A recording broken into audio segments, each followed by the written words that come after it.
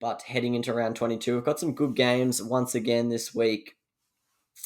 Starting with Thursday night, we've got the team changes. We've got Nelson Ossoff-Solomona and Felice Kafusi back for the Melbourne Storm. Bailey Simonson is back on the wing for the Raiders. Surprisingly not named at fullback. Rapin has held his spot there at fullback and Simonson will play on the wing. Not sure about that. I think Simonson's a better player than Rapiner, but I know Rapin has had a few good games. The line is 23.5 in favour of the Storm. The Raiders do make games close, so I'm actually going to back the Raiders on the line, but obviously head-to-head we'll be going for the Storm. I'm actually going to be doing my tips as we talk through this, so don't mind the occasional typing sound. Dragons vs Panthers is the early Friday game. Rare early Friday game for the Panthers. Actually, they've had a couple. Who am I kidding? Ramsey is out for potentially the season after he snapped a few of his teeth or something. Something sounds pretty awful, actually. A tooth injury. Tarquin Sims, Tarek Sims. For those playing at home, Jesus Christ, a massive branch just fell on my roof. But Tarek Sims is suspended for a week. I probably just look like I absolutely shat my pants, but I pretty much did. Tyrell Fui-Mayono, Josh Kerr, and Jared Beale are all back. And then on the Panthers side of things, Stephen Crichton is back in the centres. Brent Naden comes in for Taylor May, who I think is pretty stiff to be dropped. I thought he was quite decent as a Brian To'o replacement. Kurt Capewell is suspended, and Nathan Cleary and Tavita Pangai Jr. are lurking in the reserves for Penrith, but I don't think either are likely to play. The line is 18.5. Similar to the Raiders, the Dragons do keep games close, so I might actually take the Dragons at the line, but once again, head-to-head, we'll be tipping Penrith. That moves us into the Friday night primetime game, Broncos versus Roosters. A bunch of changes for the Broncos. Albert Kelly moves back into the starting team at halfback for Brodie Croft, who goes out. Selwood Cobbo, the young gun, comes back in for Jesse Arthurs. Xavier Coates returns in place of Jermaine Sarko. Tommy Flegler and Rabadi are back.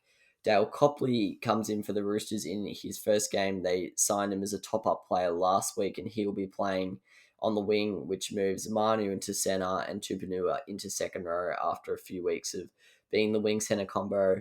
Warrior Hargraves has been rested.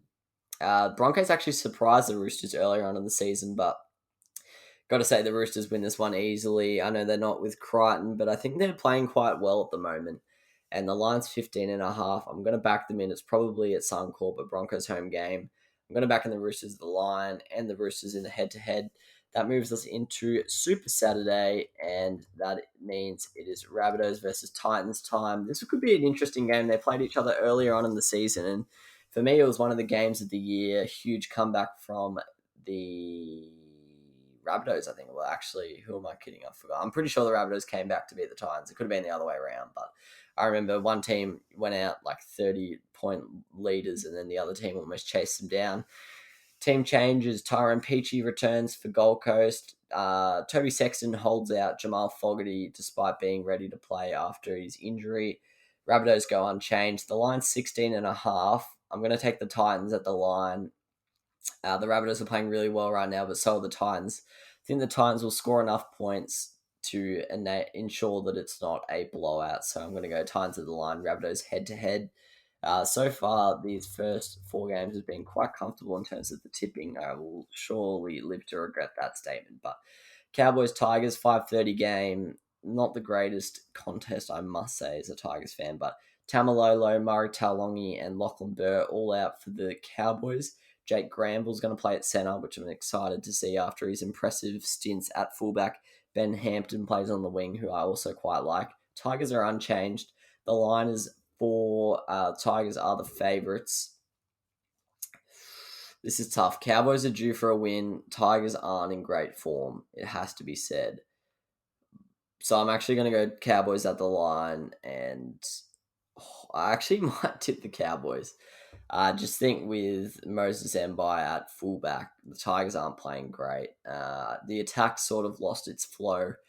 We haven't been playing well all year, but earlier on in the season, our attack was very, very dynamic, and at the moment it's gone a little bit stale. We sort of rely on kicking it to our centres and second rowers, and that's sort of the only way we score at the moment. So I'm actually going to go Cowboys upset. Not sure if it's in Townsville or Southeast Queensland. Not sure if they're still playing home games, the Cowboys. Then Saturday night, we've got a bit of a blockbuster, the old rivals, arch enemies, the Manly Sea Eagles versus the Parramatta Eels. Taniela Paseka is out for the Sea Eagles. Freddie Lussick comes in for Reid Marnie on the Eels side of things. Paseka was for the Sea Eagles, if I didn't say that. And then Oregon Kafusi's been rested after a couple head knocks in a row, I think. And Isaiah Papali'i moves to prop, which allows Sean, Lane, and Madison to start like they did last year. So bit of a big change-up. Papali'i's been pumping out minutes in that back row all season, so Brad Arthur's taken a bit of a risk there. I think it might pay off if Papali'i brings his aggression to the middle. And Sean Lane was a very, very good back row last year, so I think it's not the worst move. The line's 14.5 Seagulls way. The Eagles are due to snap this losing streak, but I have to say, the way they're playing right now and the way Manly's playing, I've actually got to back the line at Manly, and I've also got to therefore go the tip to Manly. It's probably a little bit harsh, but 14.5 is not much. That's only just over 2 converted tries, so I can easily see the Seagulls winning, 36-20 or something like that, and covering that line. Then Sunday, the Sunday ticket, as they call it on Fox, we've got the Warriors versus the Bulldogs. Not the greatest game, it must be said. Actually, I obviously want to pump up the round, and I'm going to watch all 8 games, you better believe it, but it's not the greatest round of footy, I have to say. Warriors versus Bulldogs. Chad Townsend and Wade Egan are in the reserves for the Warriors. Siamana Fagai and Ryan James. Are in the front row for the Bulldogs. Siamana Fagai was actually quite good against us last week, and Ryan James is in his first game for the Doggies after being loaned in from the Raiders. Corey Horsburgh's on the bench as well, who I'm excited to see play. I think he's a good player, but struggling to crack that star-studded Raiders forward pack right now. The line is 9.5 in the Warriors' favour. I like the Warriors, but I'm going to have to go the Bulldogs there. I think even if they lose, it'll be a close one. Probably going to have to tip the Warriors, just given the fact that they're coming off a win against a better team, the Sharks, but not convinced at all with that statement. I might actually change that tip to the Bulldogs. We'll see, because this is the sort of game the Bulldogs get up for. And then finally, the Sharks versus the Knights.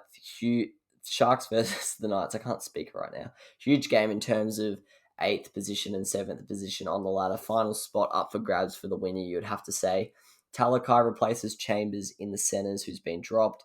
That means the forward pack reshuffles to replace Talakai's spot. Magoulias then comes onto the bench. Brayley replaces Randall once again, and Lockie Fitzgibbon is injured. The line 6.5 towards the Knights. Now, this is a tough one because neither team looked crash hot on the weekend. The Knights, it sort of just depends on who rocks up on the day. I'm probably going to tip the Knights just because they've got more firepower, but I might go the Sharks at the line. I think it'll be a very, very close game. Could come down to the wire, maybe even a cheeky golden point.